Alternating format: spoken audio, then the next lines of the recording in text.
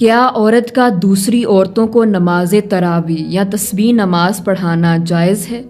وہ مسلمان جو اللہ کے خوف سے پانی کا ایک قطرہ بھی اپنے حلق سے نیچے نہیں اترنے دیتا۔ ہمارے گھر میں تو 2 دن میں قرآن ختم ہو جاتا ہے، ہماری تو سپیڈ ہی بہت ہے۔ رسول اللہ صلی اللہ علیہ وآلہ وسلم نے فرمایا، جو شخص بھی 3 دن سے کم مدت میں قرآن مکمل کرتا ہے وہ قرآن فہمی سے محروم ہو جاتا ہے۔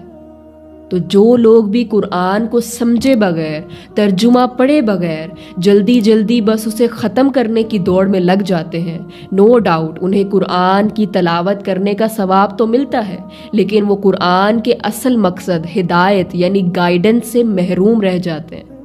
تو کوشش کریں کہ بے شک روزانہ تھوڑا پڑھ لیں، لیکن جتنا بھی پڑھیں خدا را اسے سمجھ کر پڑھیں۔ حیرانگی کی بات تو یہ ہے کہ وہ مسلمان جو اللہ کے خوف سے پانی کا ایک قطرہ بھی اپنے حلق سے نیچے نہیں اترنے دیتا کہ اللہ نے منع کیا ہے، ہاں کوئی دوسرا نہیں دیکھ رہا لیکن میرا اللہ تو مجھے دیکھ رہا ہے، وہی مسلمان اسی رب کے منع کیے گئے باقی اعمال کو کیسے اپنی زندگی میں اترنے کی اجازت دے دیتا ہے؟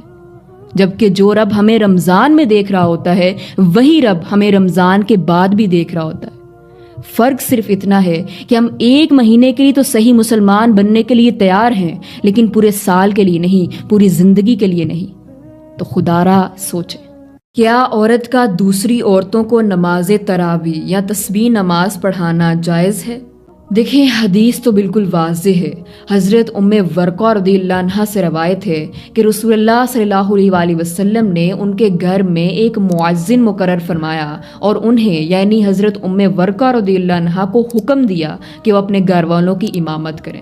تو ایک عورت دوسری عورتوں کی امامت کروا سکتی ہے، لیکن وہ صف میں باقی سب عورتوں کے آگے کھڑی نہیں ہوگی، بلکہ اسی صف میں عورتوں کے درمیان میں کھڑی ہو کر امامت کروائے گی۔ تو ایک عورت کا دوسری عورتوں کو نماز تراویح یا تسبیح نماز پڑھانا بالکل جائز ہے۔